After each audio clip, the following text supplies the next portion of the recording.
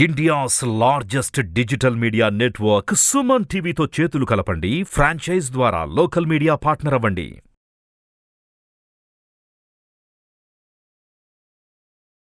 నమస్కారం, నేను మీ జాహ్నవి. మనతో ఉన్నారు ప్రముఖ జ్యోతిష్య వాస్తు పండితులు, జ్యోతిష్య వాస్తు శిక్షణ నిపుణులు, లలిత ఉపాసకులు బ్రహ్మశ్రీ నానాజీ పట్నాయక్ గురువు గారు. మాట్లాడేద్దాం. నమస్కారం గురువుగారు.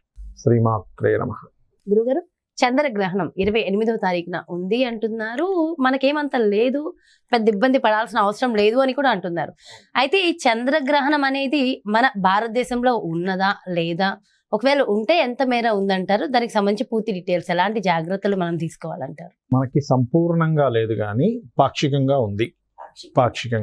అయితే అది ఏ సమయం నుంచి ఏ సమయం వరకు ఉంది అని చెప్పి చూసుకున్నట్లయితే 28వ తేదీ అర్ధరాత్రి సమయంలో 1:04 కొన్ని సెకండ్లు, అంటే 1:05 ప్రారంభమై 2:23 వరకు ఉంది.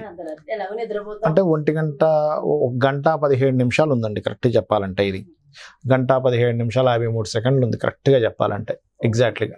దీనికి మధ్యమ కాలము అని ఉంటుంది, అంటే 1:46 మధ్యమ కాలం, గ్రహణ మధ్యమ కాలం. అయితే ఈ గ్రహణ సమయంలో మనకి మహర్షులు చెప్పింది ఏమిటి? దేవతా ఆరాధన చేయాలి, మంత్ర సాధన చేయాలి అని చెప్తూ ఉంటారు. అసలు ఎందుకు చెప్తారు? మామూలు సమయంలో ఎందుకు? మామూలు సమయం కంటే పునశ్చరణ చేసినంత దక్కుతుందని ఎందుకు చెప్తారు అని అందరికీ 1000 రెట్ల ఫలితం, 100 రెట్ల ఫలితం, అద్భుతమైనటువంటి ఫలితాలు, పునశ్చరణ చేసినటువంటి ఫలితం అని చెప్తుంటారు. ఎందుకు చెప్తారు అంటే గుర్తుపెట్టుకోండి, దీనిలో ఉన్న సీక్రెట్ ఏమిటి? ఇక్కడ కాలానికి కారకులు ఎవరు అంటే రవి, చంద్రుడు, రాహువు, కేతువు కారకులు కాలానికి. మనం చూడండి, రవి బట్టే కదా, రవి సంక్రమణం బట్టే కదా మనకి ఈ మాసం అని చెప్తున్నాం. చంద్రుడు యొక్క కళలను బట్టే కదా ఇప్పుడు అమావాస్య, పాడ్యమి, అవి ఇవి అని చెప్తున్నాం కదా, పౌర్ణమని, అష్టమని, సప్తమని మాట్లాడుకుంటున్నాం కదా. అంటే ఏమిటి? కాలాన్ని తెలిపేవాళ్ళు రవి, చంద్రుడు. రాహువేమో రాబోయే కాలాన్ని, కాలస్వరూపుడు రాహు.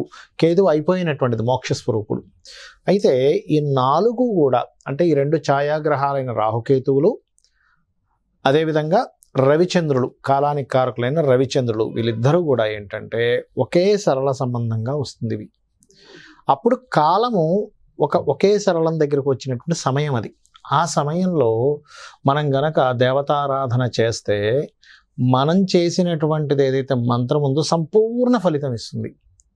మిగతా టైంలో చేస్తే ఎందుకు ఇవ్వదండి అంటే, మనం చేసిన పాపం ఉంటుంది చూసారా, క్రిత జన్మలోనో ఈ జన్మలోనో ఏదో పాపం చేసి ఉంటాం, తెలుసో తెలియకో, అజ్ఞానంలో ఏదో కాలంలో.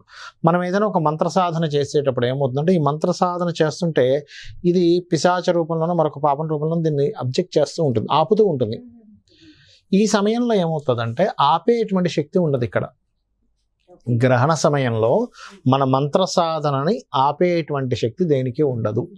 గ్రహణ సమయంలో ఆల్రెడీ కొన్ని శక్తుల్ని ఆపేసి ఉంటాయి అంటారు కదా గురుగారు? స్తంభించి ఉంటాయి. మనం చేసేటువంటిది ఏమవుతుందంటే, ఆపే శక్తి ఎప్పుడైతే లేదో తీక్షణంగా దానికి కనెక్ట్ అవుతుంది. కనెక్ట్ అయ్యి ఎప్పుడైతే మంత్రబలం పెరుగుతుందో పూర్వజన్మ కర్మ ఏదైతే ఉందో తగ్గిపోతుంది ఆటోమేటిక్గా. 5th హౌస్ స్ట్రాంగ్ అవుతుంది. అందుకని మంత్రం చేసుకోమని చెప్తారు మహర్షులు. అంటే ఎటువంటివి చేసుకోవాలి మనకి గుర్తుపెట్టుకోండి.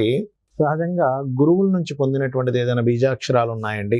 గతంలో కొన్ని లక్షలు చేశాను, ఇప్పుడు కొన్ని లక్షల జపం చేసాం అనుకోండి, ఈ రోజు చేస్తే అన్ని లక్షలు జపం చేసిన ఫలితం వస్తుంది చేసినట్లయితే. రెండవది, అవి ఏమీ తెలియవండి, నేను శ్రీమాత్రే నమః అనుకోవచ్చా? ఖచ్చితంగా అనుకోవచ్చు. లేదా లలితా సహస్రనామాలు చేయొచ్చు. లేదు చండీ పారాయణం చేసుకోవచ్చు, హ్యాపీగా చేసుకోవచ్చు.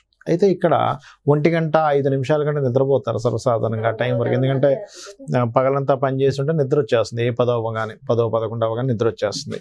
మరి అలాంటప్పుడు ఏం చేయాలి?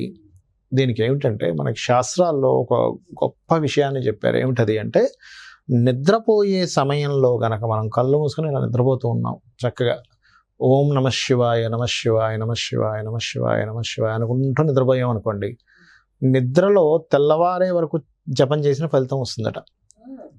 మరి తెల్లవారే వరకు చేసిన ఫలితం వస్తుందంటే ఈ మధ్యలో ఈ గ్రహణంతో కూడా కనెక్ట్ అయినట్టే కదా. దానివల్ల ఏమవుతుంది, మనకు ఒకవేళ పగలంతా అలసిపోయి ఉండి నేను గ్రహణ సమయం వరకు నేను తెలివేసి మెలకువతో ఉండలేను అనుకునేటువంటి వారు ఈ టెక్నిక్ వాడొచ్చు, చక్కగా వాడచ్చు. అప్పుడు ఆ సమయంలో కూడా చేసినట్టే ఆ ఫలితం కూడా వస్తుంది. అయితే ఈ గ్రహణ ప్రభావం పర్టికులర్గా మనకి పాక్షికంగానే ఉంది, కానీ వేరే దేశాలు ఏవైతే ఆస్ట్రేలియా, యూరప్, పెసిఫిక్ మహాసముద్రం ఇటువైపు ఎక్కువగా ఉంటుంది. ఎక్కువ ఉంటుంది. ఎక్కువ మరి ఉంటుంది. అక్కడ ఉన్న మన తెలుగు వాళ్ళు ఉంటారు అక్కడ ఉన్న కదా? తెలుగు వాళ్ళు కావచ్చు, ఇక్కడ ఉండేటువంటి తెలుగు వాళ్ళు కావచ్చు, కొన్ని రాసుల మీద దీని ప్రభావం అనేటువంటిది ఉంటుంది.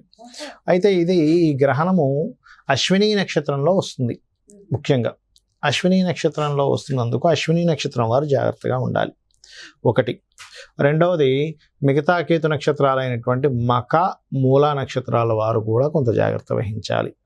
ఓకే, అదేవిధంగా ఏ రాసుల వారికి జాగ్రత్త వహించాలి అని చెప్పి చూసుకున్నట్లయితే ఇక్కడ మేషము, వృషభము, అదేవిధంగా కన్యారాశి, ప్రధానంగా కన్యారాశి వారు కూడా కొంత జాగ్రత్తను వహించాలి అని చెప్పి చూపిస్తుంది. అంటే జాగ్రత్తలు అంటే ఎలాంటి జాగ్రత్తలు చెప్తాను. కన్యారాశి, అదేవిధంగా మకర రాశి. అశ్విని లేదా మేషరాశి వారు తీసుకోవాల్సిన జాగ్రత్త ఏమిటి అంటే మోసపోయే యోగం ఉంటుంది. 41 రోజులు ఉంటుంది దీని ప్రభావం, గుర్తుపెట్టుకోండి. గ్రహణ ప్రభావం 41 days ఉంటుందండి. 41 రోజులు ఉంటుంది. ఈ 41 రోజులు కొంత మానసికమైనటువంటి స్ట్రెస్లో కొన్ని తప్పిదాలు జరుగుతుంటాయి. కాబట్టి మనసును అదుపులో పెట్టుకోవాలి మేషరాశి వారు. లేదా ఆరోగ్య సంబంధించిన విషయంలో జాగ్రత్తగా ఉండాలి. అదేవిధంగా మనకి ఈ యొక్క వృషభ రాశి వారు ఖర్చుల విషయంలో జాగ్రత్తగా ఉండాలి. లేదా ఏదైనా ఎవరైనా విదేశాలకు పంపిస్తానంటే గబుక్కుని మనం ఏదో ఎవరికి డబ్బులు ఇచ్చేస్తాం. అటువంటి విషయాల్లో కొంత జాగ్రత్తగా ఉండాలి వృషభ రాశి వారు. ఏదైనా ఇన్వెస్ట్మెంట్ చేసే విషయంలో జాగ్రత్తగా ఉండాలి. ఇక కన్యా రాశి వారు వాహనాల మీద వెళ్ళేటప్పుడు జాగ్రత్త పడాలి, గుర్తుపెట్టుకోండి.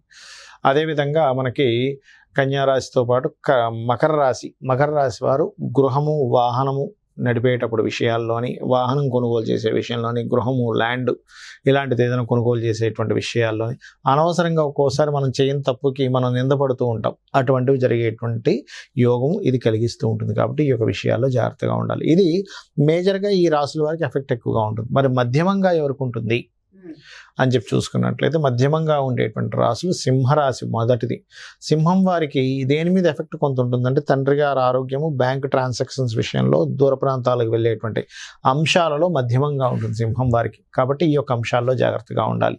రెండవది తులారాశి వారికి ముఖ్యంగా ఇక్కడ వివాహం విషయంలో, వివాహ విషయాల్లో 41 రోజుల వరకు ఎటువంటి నిర్ణయం తీసుకోకపోవడం మంచిది. సప్తమంలో గ్రహణం కాబట్టి ఇది గుర్తుపెట్టుకోవాలి. అదేవిధంగా ధనస్సు రాశి వారికి మధ్యమ ఫలితాలు ఇస్తుంది. ధనస్సు రాశి వారు ముఖ్యంగా మనం చూడండి, గ్రహణ సమయంలో గర్భవతులు జాగ్రత్తగా ఉండాలంటారు. ముఖ్యంగా ధనస్సు రాశి వారు జాగ్రత్తగా ఉండాలి గ్రహణ సమయంలో అందరూ. అదేవిధంగా కొంత సంతాన సంబంధించిన విషయాల్లోని, నిర్ణయాల విషయాల్లోని, లవ్ అఫైర్స్ రిలేటెడ్ సంబంధించిన విషయాల మీద ఎఫెక్ట్ చూపిస్తుంది.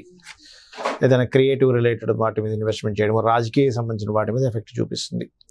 అదేవిధంగా మధ్యమం ఇంకెవరికి అంటే మీనరాశి వారికి కూడా మధ్యమ ఫలితాలు. అందుకని వీరేంటి, కుటుంబ సభ్యులలో మనస్పర్ధలు, లేనట్లయితే ధన సంబంధించిన విషయాల్లో జాగ్రత్తగా ఉండాలి వీరు.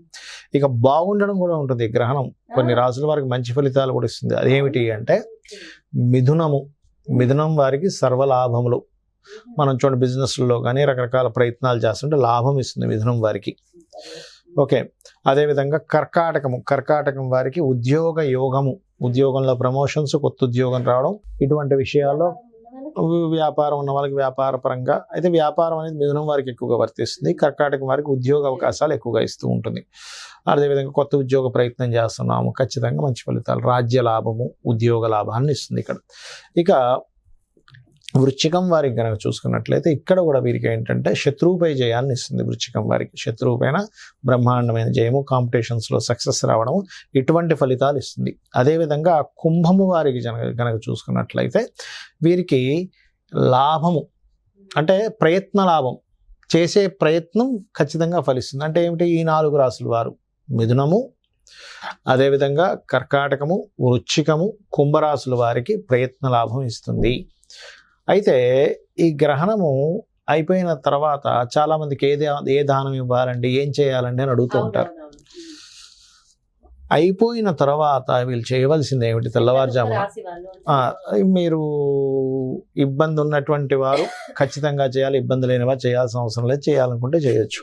ఏమి చేయాలి అంటే ఒకటి గుర్తుపెట్టుకోండి, బియ్యము, గోధుమలు కేజీంబావో కిలోనో ఎంతో తీసుకుని బియ్యము, గోధుమలు, ఉలవలు, మినుములు, అదేవిధంగా నువ్వులు, ఈ 5 పదార్థాలు ఈ గ్రహణం రోజు దానంగా ఇవ్వాలి. ఒక కేజీ బావు కానీ కేజీ కానీ ఇస్తూ దాంతోపాటు వస్త్రం కూడా బియ్యంతో తెలుపు రంగు, గోధుమలతో ఎరుపు రంగు, అదేవిధంగా మినుములతో సిమెంట్ రంగు, ఉలవలతో మల్టీ కలర్ క్లాత్, నువ్వులతో నీలం రంగు వస్త్రాన్ని దానంగా ఇస్తూ ఒక ఇత్తడి గిన్నెలో నెయ్యి, ఆవు నెయ్యి వీలైతే ఆవు నెయ్యిని ఇవ్వండి. స్వచ్ఛమైన ఆవు నెయ్యి దానంగా ఇవ్వాలి. స్వచ్ఛమైన ఆవు నెయ్యి దొరకకపోతే కొంతమంది కొబ్బరి నూనె కూడా ఇస్తూ ఉంటారు, మామూలు నువ్వు నూనె కూడా ఇస్తూ ఉంటారు. కాకపోతే ఆ దానం ఇస్తే మంచిది. దాంతోపాటు నవధాన్యాలు ఇస్తూ ఉంటారు కొంతమంది. వెండి ప్రతిమ, ఇదే సూర్యచంద్రుల వెండి ప్రతిమ, నాగపడిగ ప్రతిమని, వీటిని దానంగా ఇవ్వాలి ఆ రోజు. ఏమంటే నేనున్న ప్రదేశంలో బ్రాహ్మణులు లేరండి, దానం ఇవ్వడం కుదరదు అనుకున్నాం అనుకోండి. ఉదాహరణకి ఏ ఆఫ్ఘనిస్తాన్లోనో లేకపోతే ఏ అరబ్ కంట్రీస్లోనో ఉంటారు కొంతమంది, అక్కడ తీసుకునే వాళ్ళు ఉండరు, ఇచ్చేవాళ్ళు ప్రాబ్లం అవుతుంది. అప్పుడు ఏం చేయాలి అంటే, ఇంట్లోనే చిన్న శివలింగం ఉన్నట్లయితే శివలింగానికి మీరు ఓం నమ శివాయ మంత్రం చెప్తూ ఒక 20 నిమిషాలు పావుగంటో చేసుకుంటే కూడా దోషం తగ్గుతుంది.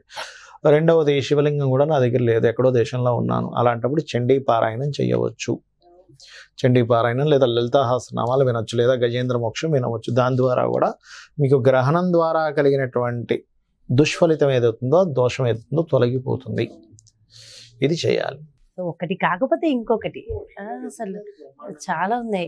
ఏమీ లేదు, నాకు అవన్నీ తెలియవు, నా దగ్గర ఫోన్ లేదు. హరే రామ రామ రామ హరే హరే, హరే కృష్ణ కృష్ణ కృష్ణ హరే. ఇంతకంటే సింపుల్ అయితే ఇంకో, లేదా శ్రీమాత్రే నమః అనుకోండి, కాసేపు కూర్చొని అయిపోయింది. ఆ రక్షణ వస్తుంది మీకు. ఓకే, అది గ్రహణ సమయంలో ఆ రోజు చేసుకుంటే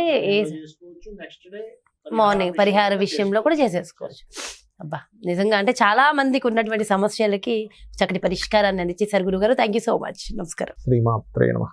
చూసారు కదండి, మరి చంద్రగ్రహణం ఉందా లేదా అని చాలా మంది ఒకలాంటి సందేహంలో ఉన్నారు కదా. సో ఖచ్చితంగా మరి ఉంది. దాని ప్రభావం ప్రతి ఒక్క రాశుల వారి మీద ఎలా ఉంటుంది, ముఖ్యంగా యోగాన్ని కూడా ఇస్తుందట కొన్ని రాశుల వారికి. మరి అవి ఏమేం రాశులు అనేది కూడా చాలా డీటెయిల్గా ఎక్స్ప్లెయిన్ చేశారు. మరి ఇంకెందుకు, మీరు హ్యాపీగా సెలబ్రేట్ చేసుకోండి. 41 డేస్లో మీ జీవితం అద్భుతంగా మారబోతోంది. సో మరో చక్కటి ప్రత్యేకమైన కార్యక్రమంతో మళ్ళీ మీ ముందుకు వచ్చేస్తారు. మరి అదేవిధంగా మీ యొక్క జాతకానికి సంబంధించి కానీ, లేదా మీ ఇంటి వ్యాపార వాస్తుకు సంబంధించి కానీ గురువు గారిని సంప్రదించాలి, అపాయింట్మెంట్ కావాలి అనుకుంటే క్రింద డిస్ప్లే అవుతున్నటువంటి నెంబర్స్కి కాల్ చేయండి. నమస్తే.